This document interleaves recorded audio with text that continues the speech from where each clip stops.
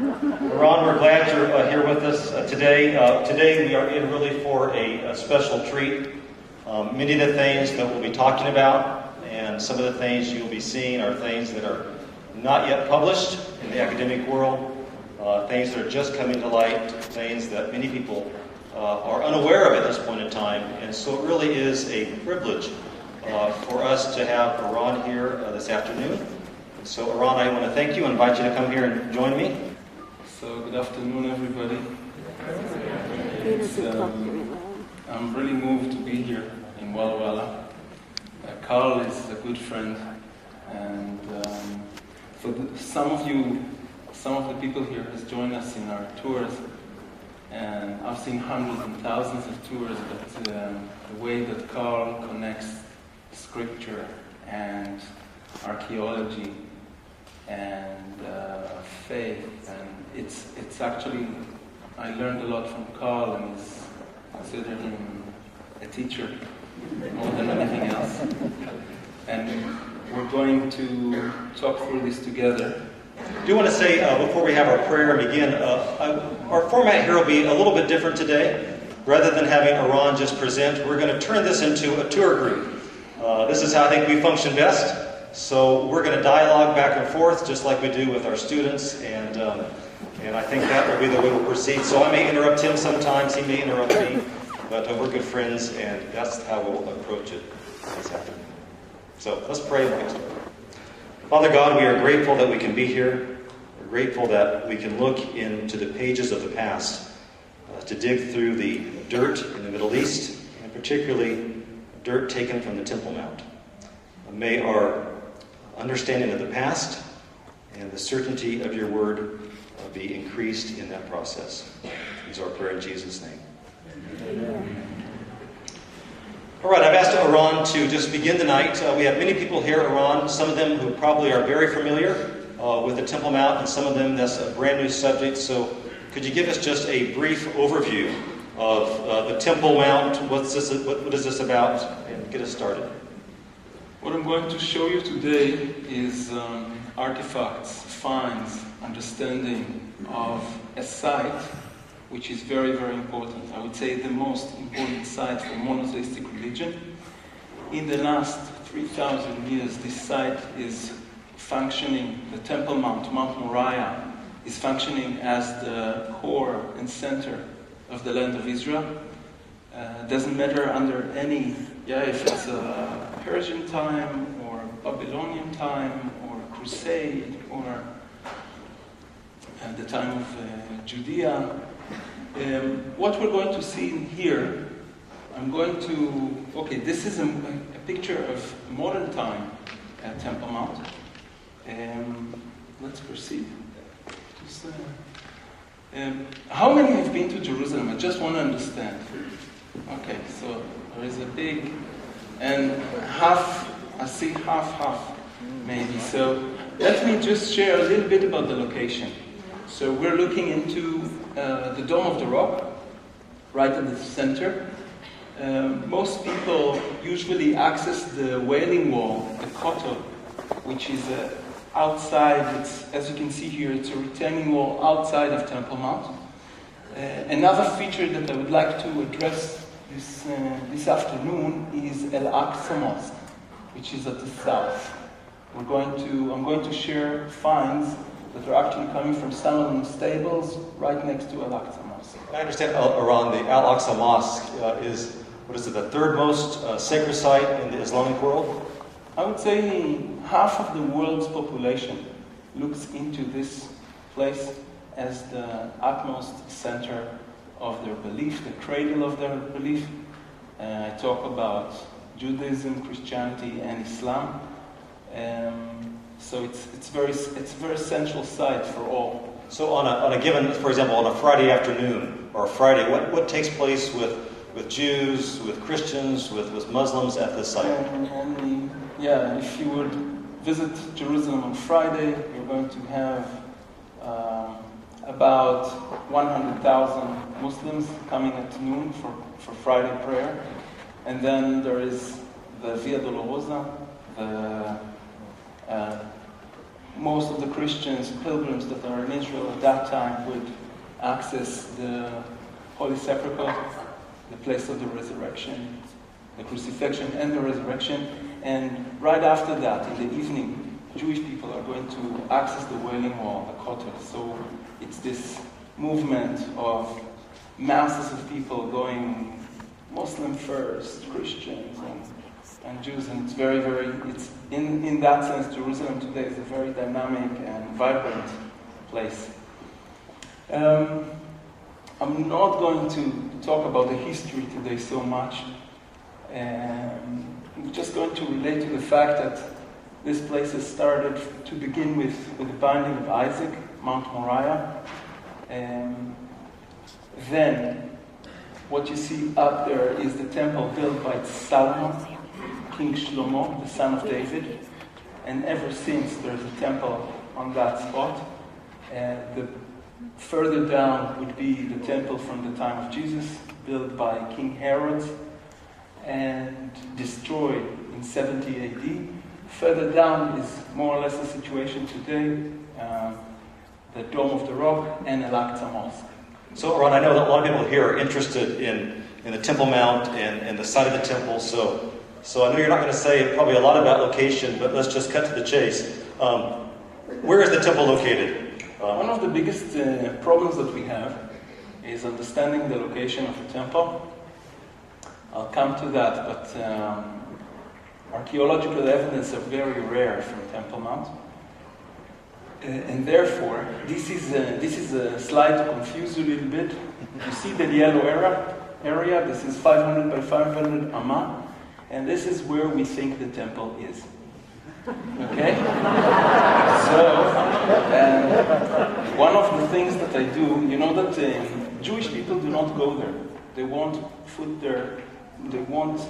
get into this complex.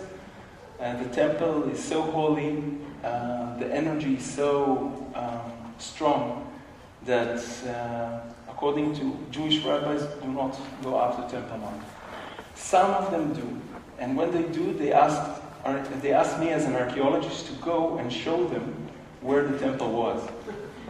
And so it's all this, what you see here is based on its research, trying to analyze from all it's based on facts, on different I'd say anchors that help us understand where the temple is.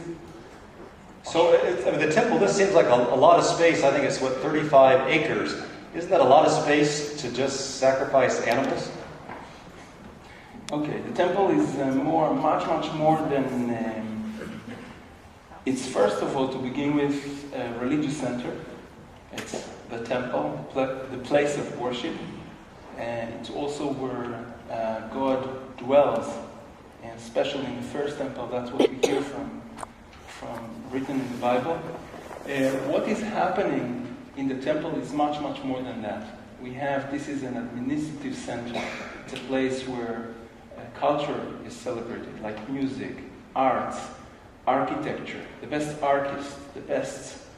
It's a very unique site in this sense. Further on, administration, tax collection, registration, all these things are happening on Temple Mount, and therefore it's a center in all sense. And we're mentioning it now because the artifacts that you're going to see have to do with, we had the opportunity to retrieve artifacts from the administrative center of the Temple Mount. Our biggest problem is that what you see here, all the brown and semi-brown marks, are areas where excavations took place in Jerusalem. Jerusalem is the most excavated city in the world. Every day we have 1,000 people working in archaeology in Jerusalem.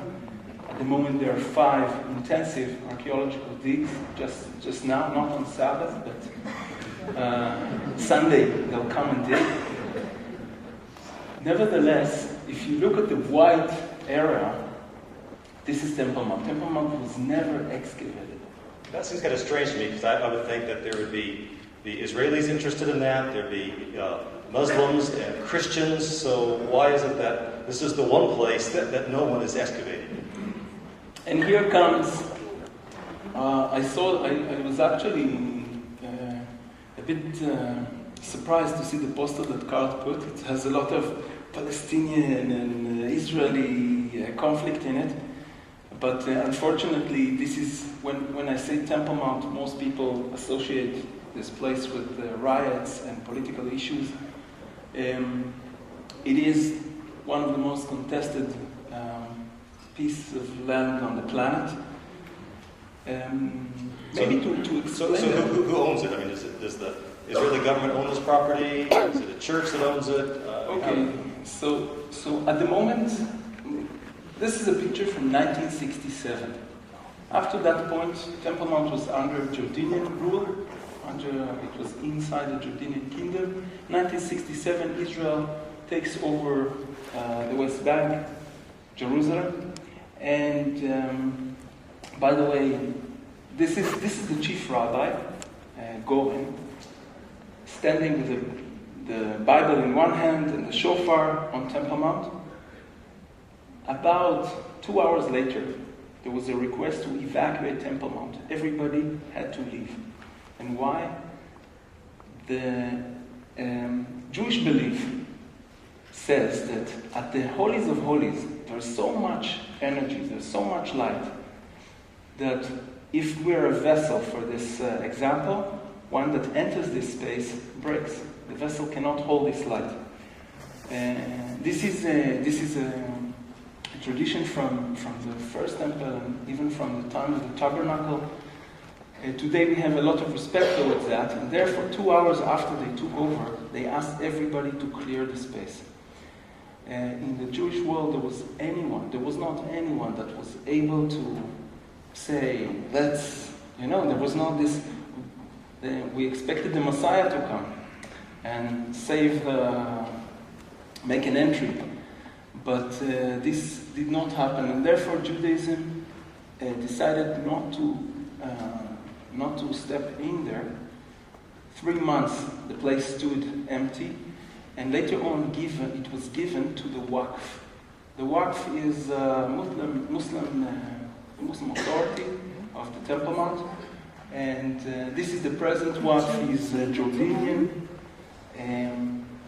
and basically they're responsible in the name, under the freedom of religion, to run this holy site. So they can excavate here if they want. Okay. So there is. This is here. It comes complicated.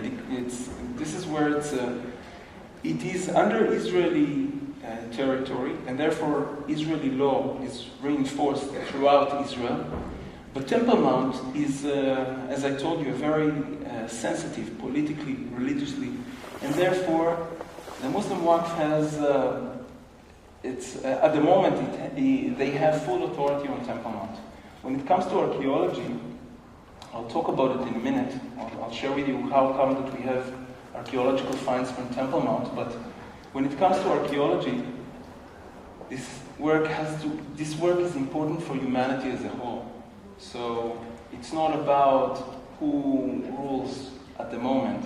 It's work that is important for everybody at all times. So we've advertised the archaeological secrets of the Temple Mount. So do we have, how do we have anything from the Temple Mount if it's not been excavated? And here comes a story that brought me all the way here. In 1999, I was a student in Bar-Ilan University. I studied archaeology. I was in my second year, didn't know much. And as a student, you end up touching upon this site. A very good friend, Tzachi Dvira, was actually having some kind of a survey or a casual study on Temple Mount. But as he decided he's going to come and check the site. He went around Temple Mount, and as he came to the Lion's Gate, he sees trucks coming out of Temple Mount full of soil. And this was very, very strange. So these are like small pickups, small trucks? A big truck, you can see the trucks here. At that time we did not know what's going on. So he called me, we followed the trucks, driving after them to a local Jerusalem garbage dump. At the garbage dump, it's a long story, but we managed to convince the authorities there to allocate the trucks on the side so that we can check them. And instead of dirt, what we found there was a pile of archaeological finds. Shards, marble pieces. The first ceramic piece that I picked up was a roof tile that belonged to the 10th Legion. The 10th Legion destroyed Temple Mount in the year 70 AD. Fretensis 10. What you can see here is also, this is a chalice from the first temple. We're amazed to see all these things, a lot of stuff. We filled a few plastic bags, drove directly to our professor, Dr. Gabi Barkai. Came, it was early morning, we come into his house with all these dirty shards. He washes them under the kitchen sink, everything is... and he realizes that we're talking of all the different periods of Temple Mount. It was Crusade, Byzantine, Muslim, Ayyubic, First Temple. Like the whole thing was packed in this plastic bag. So you must have been a hero. I mean, the Israeli government says, Iran, hooray, right? You've discovered evidence of the past. To our amazement, the authorities did not like this discovery. We were actually, to make the story short, we were we were arrested for antiquity robbery. They found a lot of antiquities in our home. We're also using some metal detectors and all kinds of things. And eventually, what happened was that our university, they were the only one that supported us. We shared these finds 2 weeks later in a very important archaeological convention. And from there, it took off to the media, to the Supreme Court. We filed a case against the state of Israel at the Supreme Court.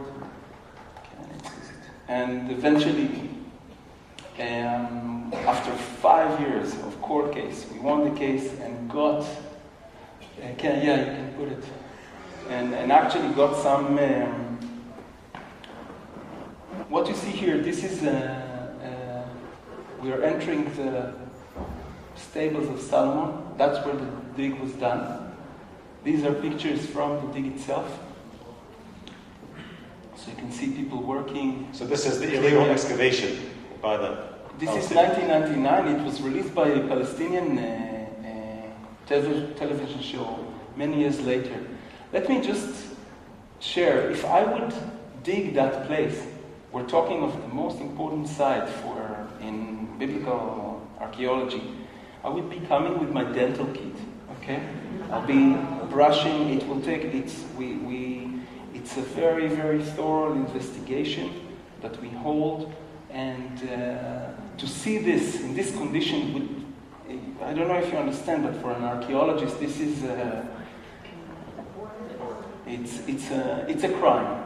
Okay. Now, what we realized, I want to close this chapter. It was very important for me to tell you so that you understand where the material comes from and how come that we have some finds from Temple Mount. But what is important for me that you will understand is that this is how the place looks today.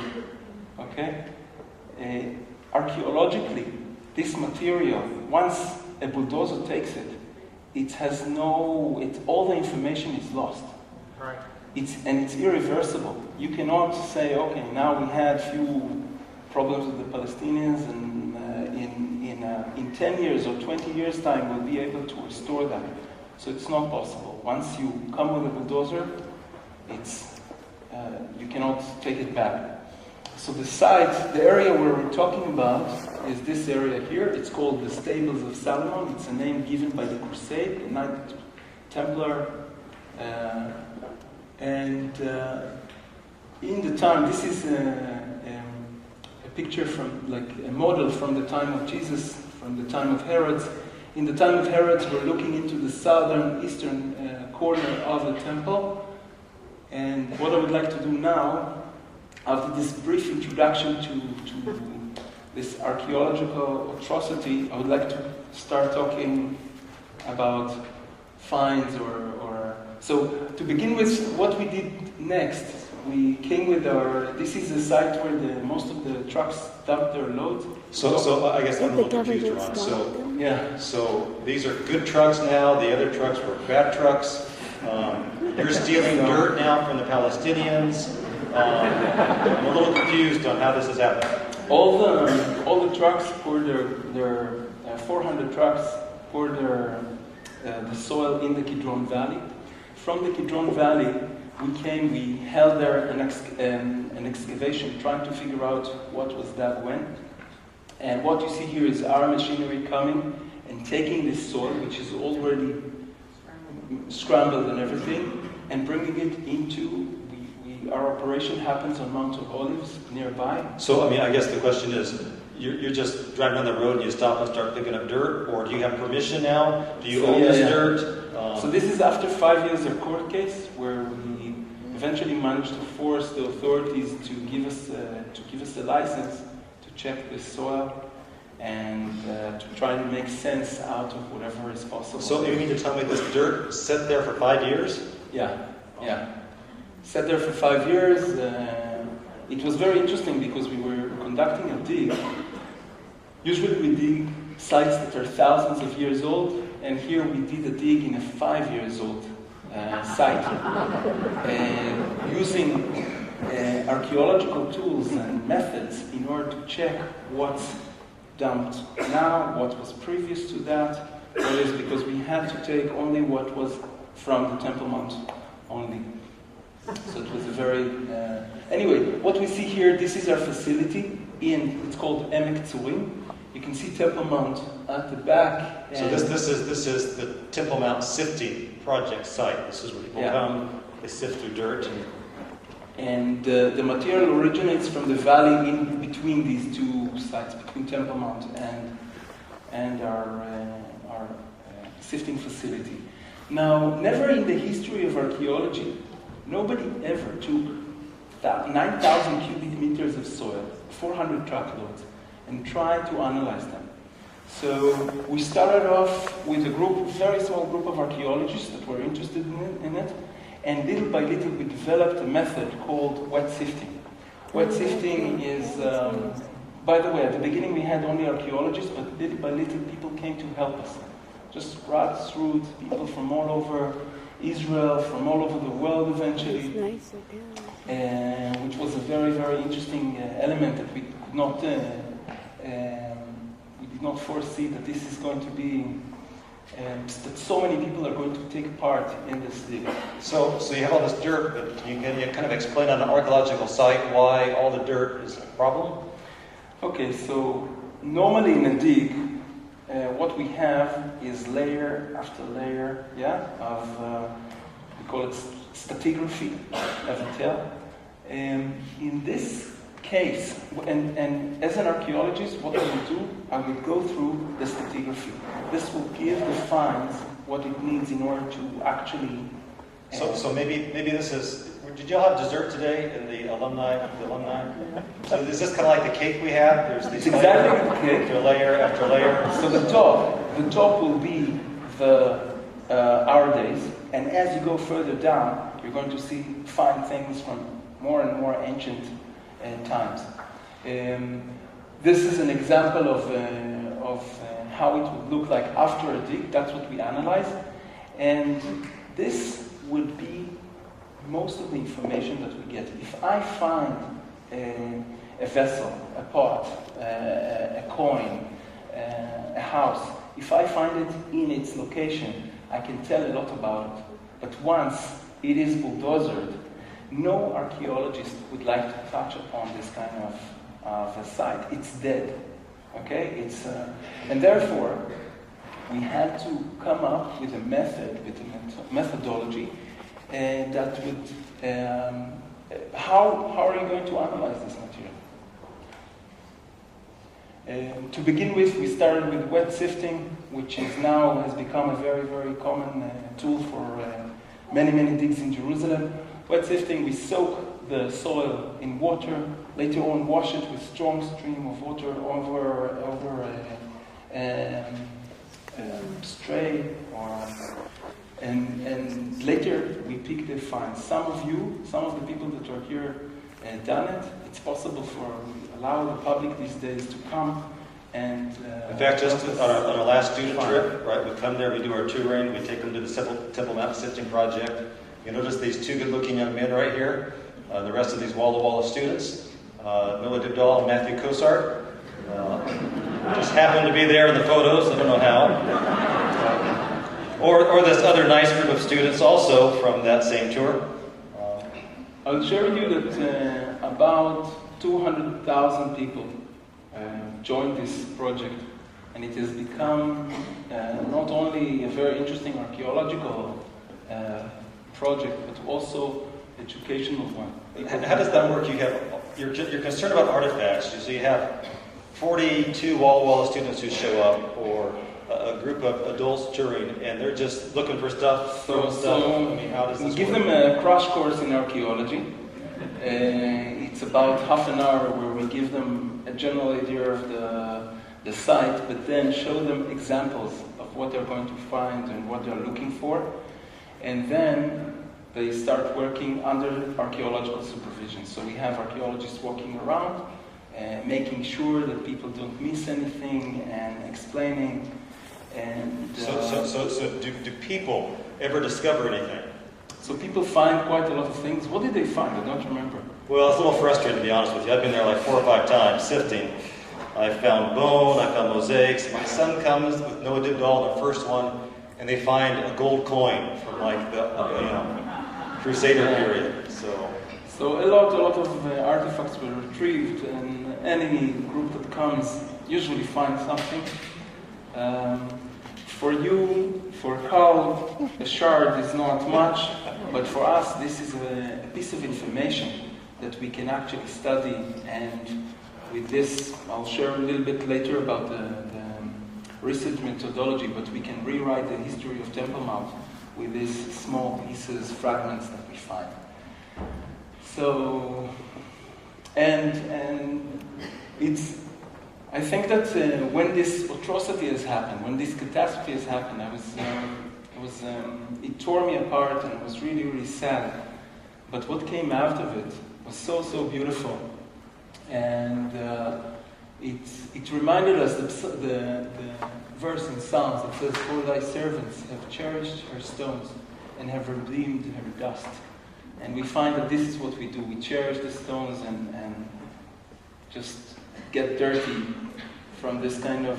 So you take what people find, you analyze it then in a lab, and... What will happen then, there are hundreds and thousands, I would say millions of finds were retrieved, and archaeologists now have to go through it and try and analyze it.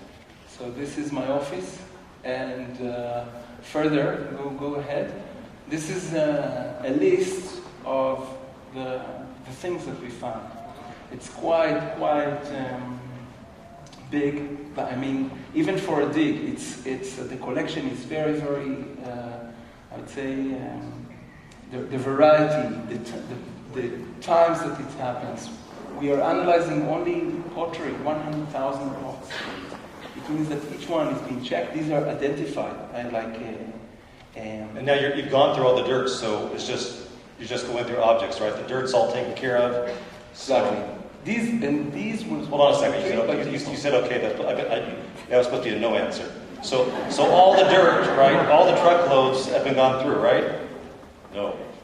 We've done up to now 40% of all the truckloads. 40%. 40%. It means that we have another 10 to 15 years of sifting. But when it comes to our statistical analysis, we're ready to start and make sense out of it. And So you better come quickly because it's going to finish. I should say we have a number of students here, and some of them are here because we have lots of students, and students today like to play games. And so I know we can't talk about all these, but let's maybe take 4 or 5. But let's talk about these 130 game pieces. So what have we found? A lot of the things, it's fascinating because it's game pieces from late Roman era. Soldiers sitting on Temple Mount, Roman soldiers from the 10th Legion, and they need to kill their time. They need to do something with their spare time. It's kind of like a cell phone. Similar. And so they play dice. Does this ring a bell to anyone? Roman soldiers casting lots. It's a very, very typical, I would say, scene where Roman soldiers are going to play. Usually they will gamble for their salary, by the way. What you see here, this is a unique piece because if you see, these are both sides of the cube, and what you see is that it has the same, it's 6-4-6-4. That means that the guy that is playing this with this dice is introducing it in a crucial, is cheating, exactly. Chazal, the rabbinic sources from the Second Temple era says that whoever plays dice cannot testify in court, which means people that gamble, people that are there. This is very bad reputation. Okay, to be doing. So going back here too. So my wife and I are renovating our house and trying to pick out the right tiles for the kitchen. So there's all kinds of tiles here. So what have you found? One of the most amazing finds of the dig was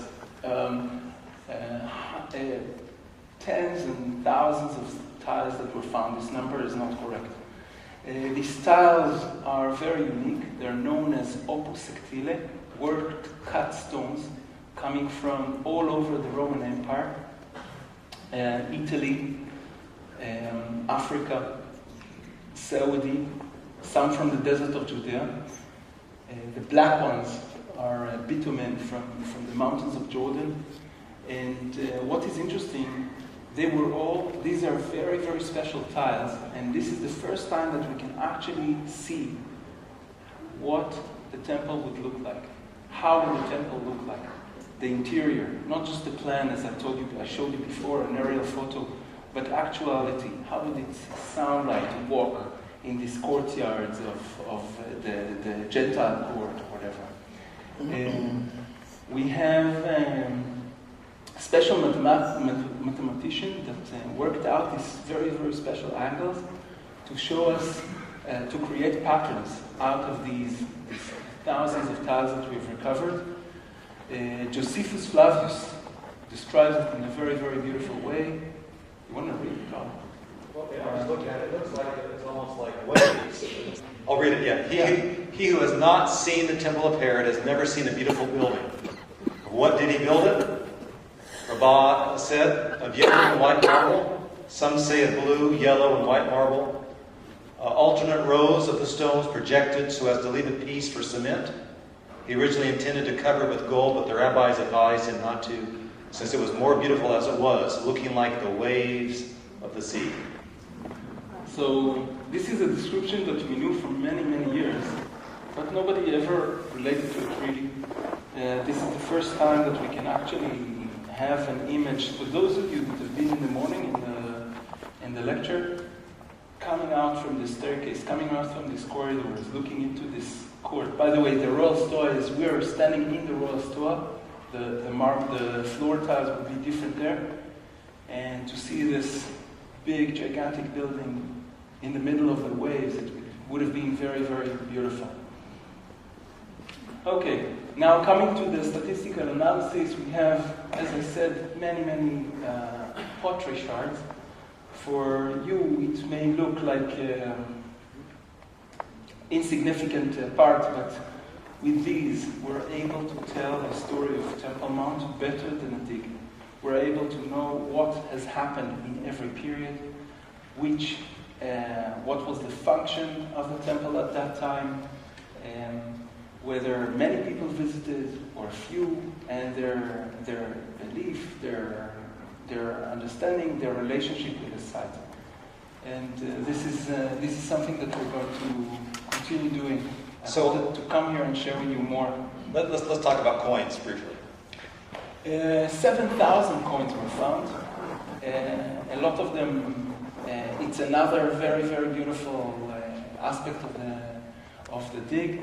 A coin has a logo, an inscription, and it gives us a lot of information. This is a collection from the Jewish time. That would be. We have a very, very special collection from Crusader era. The Knight Templars left a very, very interesting and unique. But in the same time, we have from all periods. You can see here Napoleon, the golden coin down there, Muslim. So what's the most important coin of all 5,000 coins? What's the most? It's very difficult to tell. But I'm going to share with you today a very rare coin found originating from Temple Mount. The name of this coin is a half shekel coin. It corresponds to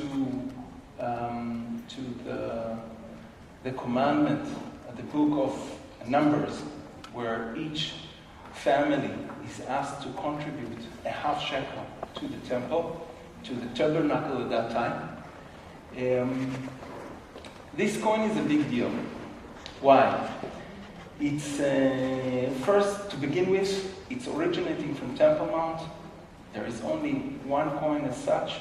So you mean they're minting the coin there? We actually or you found it there? We actually think that they were minting the coins on Temple Mount. Hebrew is a language that speaks before money was invented. It's Hebrew. They started talking it 3,800 years back, in a time that coins were not popular. So how come the Bible can ask someone to give a half shekel then? Any idea? Shekel, it's half shekel would be half shekel of silver. Shekel means weight. And what we see here is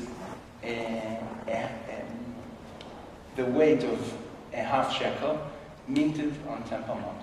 On one side it says Holy Jerusalem.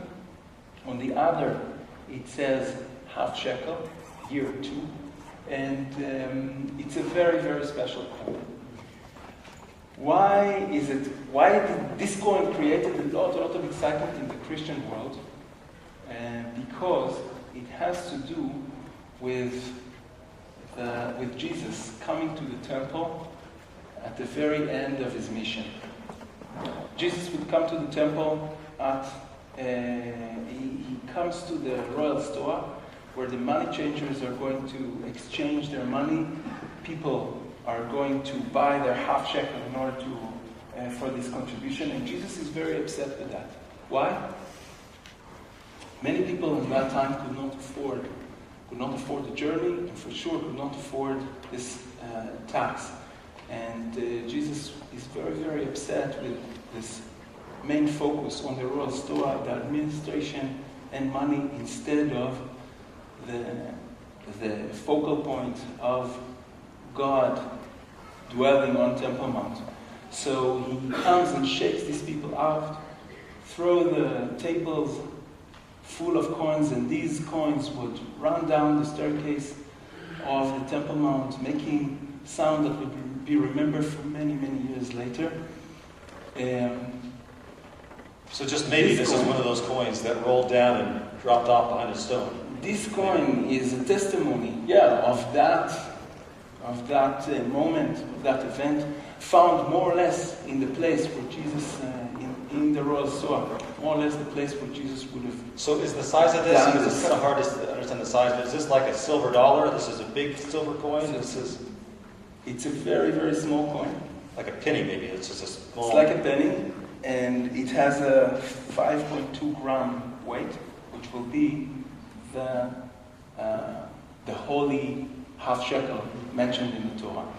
I want to say another thing why it's so important. This coin stands as a community. This coin stands for social responsibility. people in biblical time will come to the temple and give their share towards, that's why it's called half. Each one gives half, and the totality, everybody, is the whole, the full is everybody. And therefore, this coin is very, very special, unique, and inspired many, many people throughout the world. So other finds, just quickly, can tell us, just briefly? What you see here is, so there are hundreds and thousands of finds. These would be bullets from old times, modern, and... there were bullets at the time of Jesus? There were bullets at the time of Jesus? Arrowheads. We have... Continue, I'll show you a bullet from... So the bullets go far... How far back do bullets go? This is not the time of Jesus. This is, what you see here, these are from 1967, from even World War I. And we have the balls that you see up there are flint gun, you know, the flintstone. So the gun will be using flint. These from arms from, let's put it like this, Temple Mount up to now described in times of peace, it's a center of culture, and in times of war, that is the destinations of the army, whether it's Nebuchadnezzar, or the Crusade, or Salah ad-Din, all of them are going to, this is the destination. Once Temple Mount is taken, the region is taken. And therefore you can see a lot of arrowheads. These are the bullets from the time of the Roman era. So here is the Roman army, catapults, and arrowheads shot. So this is probably the fight between the Jewish freedom fighters in Jerusalem and the army of Vespasian or Titus and so forth. Exactly. And destruction leaves a lot of evidence. Days of peace, everything is going along okay. Once there is destruction in archaeology, we're going to find it quite, we see a lot of evidence of the destruction that happened in 70 AD. What you see here is a beautiful, beautiful piece, probably from the temple itself. It's the architrave, the front of a very fancy building from the time of Herod. I guess this raises a question in my mind. When I look at the remains of the Temple Mount, we have this prophecy that Jesus made in Matthew 24 that not one stone would be left upon another. I mean, it's complete, destruction. But I look today at the Temple Mount, and we go there, and there's a wall here. So it seems to me like maybe that prophecy wasn't on target. Can you help me out with? A lot of people look into this wall and would say that this is the temple. Many Israelis on Sabbath, you go and ask them, this is the temple. What you're looking at here is an outer wall, a very, very outer wall of an outer court of the temple. Okay? The temple itself would have been very close to where the Dome of the Rock is just now. And from that building, I don't believe that we will ever find any remain whatsoever. So these are more the stones that build the platform on which the temple was built, not the temple itself. I want to share the kotel, the Wailing Wall. What you saw just now is a gigantic wall. This stone that we're looking at just now is 400 tons stone brought up on the wall, and therefore very, very. It's what the temple is about. It's a very, very large building. When it comes to the destruction of the temple, and this is an amazing fact that we have, I want to show you this slide. The 10th Legion of the Roman army, they got a very, very unique assignment. Their assignment was to dismantle this whole complex that was built by thousands of people. About 18,000 people worked for 40 or 50 years to build it. The 10th Legion got an assignment to dismantle this whole building. And therefore, not just the building, not just the temple, but everything. We know that it took them more than a decade. 22,000 people work, toil, day after day, destroying the temple. Firstly, they would take all the architecture elements and move them to another part of the city. Then, once this is done, all the good stuff like marble and columns and whatever, what they're going to do is push the walls, the outer walls, they will just push them. What you see in this picture, it's a shame that we don't have a person, because these are gigantic stones. Average stone like this weighs about 5 to 10 tons, okay? These are stones that were pushed from the top of this building, from the top of the Temple Mount. And this part, there is a part in the street that is clear. You see the floor that is broken. Can you tell that the floor is broken? This is from the fall of the stones. And this is a testimony for this persistent work that the 10th Legion done, destroying Temple Mount. So on this one stone here, you see this gigantic stone, which we also have evidence here of the attempts of the soldiers to even dismantle these stones, but it looks like they ran into some trouble. Some of the stones were so big that what they did, they started chiseling it. They just think of the poor Roman soldier that has to chisel the stone down and cut it down. You can see that beyond that one, up there, it's a patch that does not belong to the time of Herod, does not belong to the time of to the Second Temple era. This is Muslim construction that came later in order to compensate for this destruction and rebuild the wall. So, a testimony for the destruction predicted by Jesus. I know our time is quickly running out, but I know you're interested in the 9th century BC. Do we have anything from the time of the prophet Daniel, going far back like that? A lot of the find that we find has to do with the First Temple era. What you see here is a beautiful seal, imprint of a seal made by a priest 2,700 years back. This priest is working in the temple. We know his name. His name is Ge'aliyahu ben Imer. Ge'aliyahu ben Imer is a priest, and what he does, he's going to take a bag of cloth and put inside significant things. We don't know what. It can be gold, it can be scripture, it can be like scrolls. What he does next, he closes this sack with string and takes a piece of mud, puts on the rope, and puts his personal seal. Once this is open, the mud would be broken, okay? And then you would know that he's no longer responsible for the content. What you can see here, one side is you can see the texture of the cloth, and on the other you can see his personal seal. This is a direct testament from First Temple era of the spiritual life of Kohen, of a priest doing his work there. Another very interesting element is signs of idol worshipping. In the time of First Temple era, on Temple Mount, we found people worshipping other gods, but the God of the Jews, and these in another phase were smashed. You can see that they're totally broken. But again, all kinds of connections.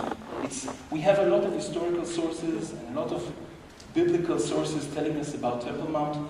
Here, for the first time, you can see the archaeological evidence coming and matching this and testifying, telling the story from the archaeological perspective.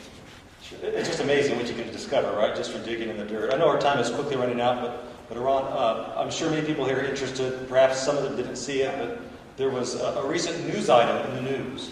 And I think it'd be wrong for us just, not the wedding with Jim Kramer, but it came out about the same time, and that was also international news, picked up in the AP, that at the Dome of the Rock, there's some carpet and people are mad. Now, I've been to churches before where there are fights over getting new carpet, so what's up with the Dome of the Rock? Who's not happy? Who's happy? What's happening here? Okay, so this is an amazing development that happened last week. The carpets of the Dome of the Rock were replaced, and for the first time after several centuries, we were able to see the floor of the Temple Mount. This is a chamber that happens below the Dome of the Rock, below the rock itself. here it's covered with carpets. Can you take this side, just there? What we saw is the opposite. Remember the work with cut stones? This is coming from the Byzantine, Roman era. Some of it would be Crusade. But what it indicates, and if you tap on it, you're going to hear underground spaces. And this is a very, very, this is another lecture, I believe. Can you show the place where we just, no, go for that picture. Can I have that? So, it's like losing the TV remote control. Finally, no power anymore.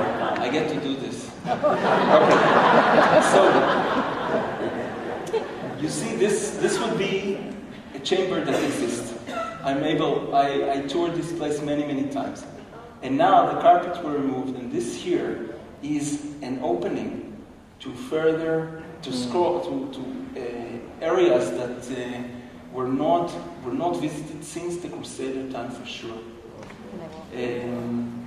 This brings about all kinds of expectations. Indiana Jones. One of the biggest mysteries of the Temple Mount, one of the biggest secrets that has remained a secret, is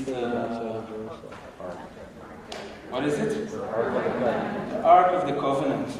It's such a big secret and such a good secret that we hardly know anything about it. According to some traditions, it has remained on Temple Mount in underground caves or whatever. And the reason, I'll tell you that we came to know about it on the 13th of April, just now, and we immediately released all these pictures we had a... Can you tell me, where were you when you heard about this? So, yeah, I was just about to take a taxi to the airport to come here to the States, when I get a phone call telling me, look, the carpets are removed, you have to come to Temple Mount. And we were 3 archaeologists. I was about to miss my flight, so I came here. So I'm like you, just watching the pictures. But together with the Israeli police or whatever, these pictures were able to be retrieved. I want to go back to this one. What is very, very interesting is that what we don't want that will happen is that people that are not, that does not represent humanity will go in there and try and make some discoveries. This can be very, very, we can lose a lot of information in this way. I don't know about the Ark of Covenant, but even just an area like this, we can get quite a lot of information, even if it's small. And we call it, this work of archaeology is many times, it's like when police comes to a crime scene, and we do, you try to understand what has happened, and so we have a lot of technology that we can use in order to understand that, and if people that are not professional would enter there, it's very, very dangerous. And therefore, we release it to the media, try to create a common understanding of how these tunnels should be treated.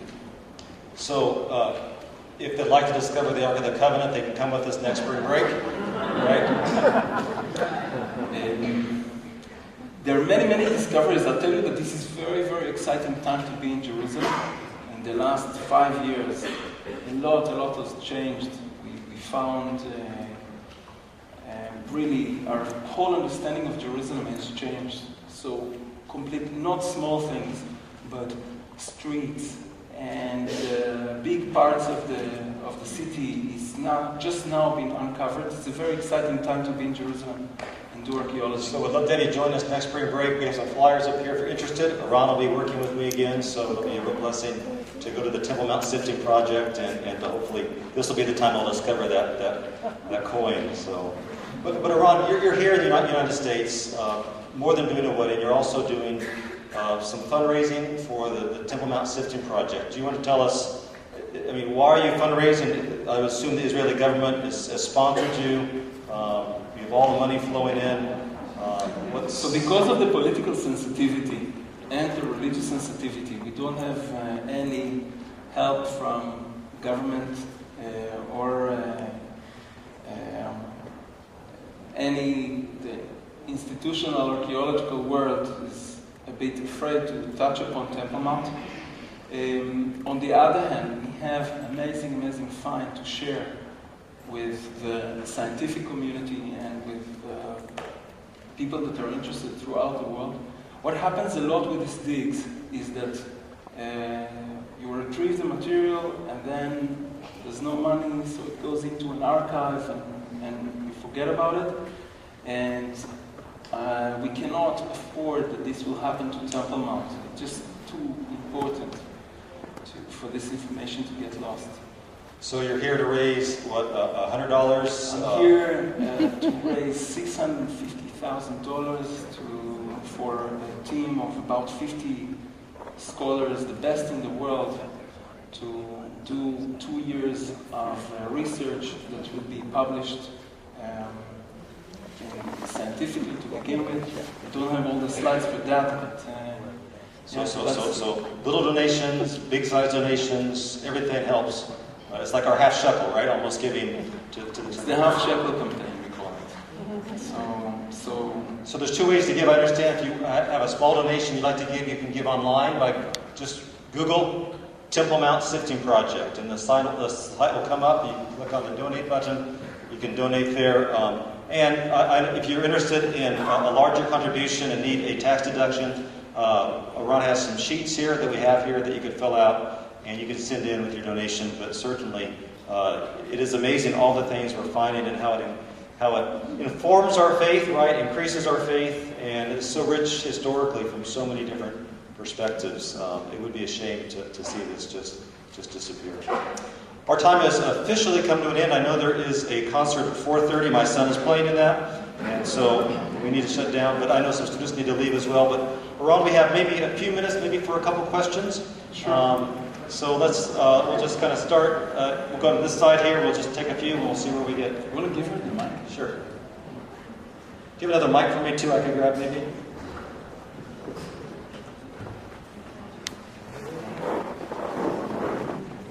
I was wondering if you knew Mika Ashkenazi? Mika Ashkenazi? Tell me. Bar. Well, he told me, you know, that little gazebo on the side with your back to the Mount of Olives. Okay. The little gazebo has like 6 legs to the right of the mosque. And he said that that's where he believed was the most holy place that was marked off, and that they would never build on a site that could hurt them. You know, because God was so, you know, he caused a lot of problems if they would step over the line. You mean the holies of holies?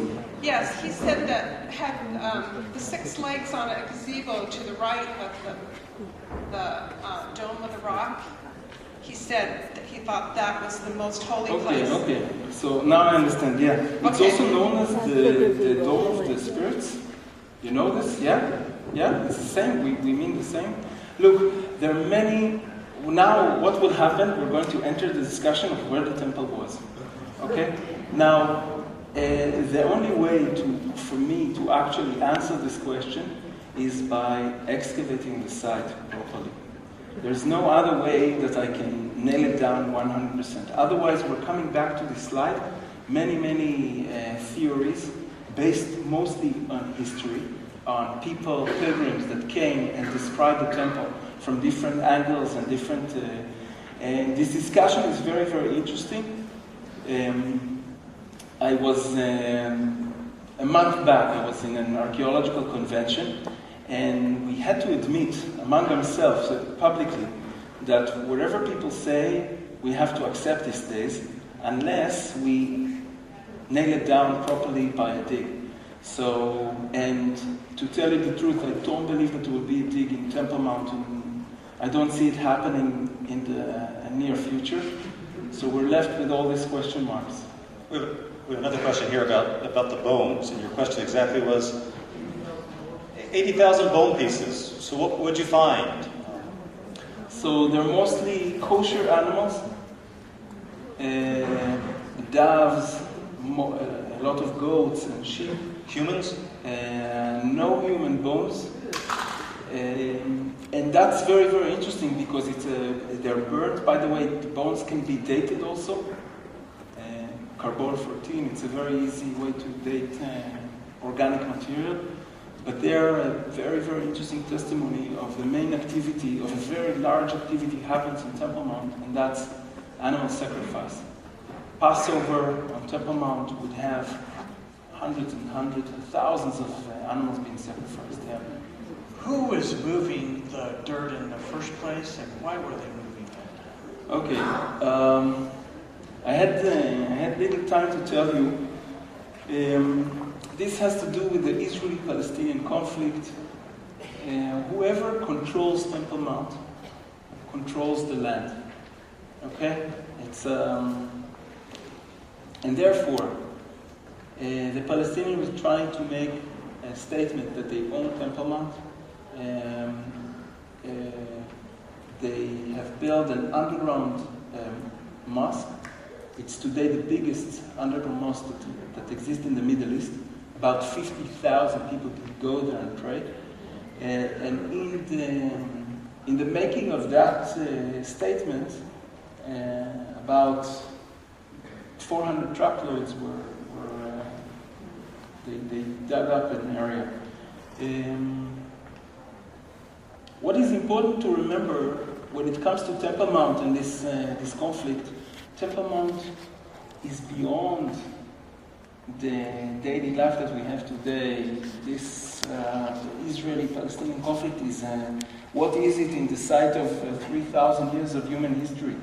So, and I'm afraid to say that at the moment there is a lot of damage to these assets of humanity throughout the Middle East, in Syria, in Lebanon, and unfortunately the situation is that where there is war and archaeology is secondary to all that. Yeah, it's like to begin with, we have a lot of people suffering at the moment in the Middle East. Was another hand over here I saw in the questions?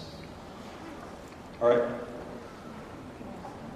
What is being done to protect this area in light of ISIS going through places like Nineveh and destroying these ancient artifacts? So I think that we're not aware of the importance of these finds for us for a civilization. Yeah, understanding what happened in Nineveh, for instance. This is a very important biblical site with a lot of history and history evolving on that site. At the moment, nothing is done and nothing can be done. I hope that, I pray that we will be able to at least protect Temple Mount, which is very, very important and has a lot of secrets still buried in its soil. Well, I think we'll conclude with that this afternoon. Thank you for coming out tonight. We'll be around if you want to ask some questions up front.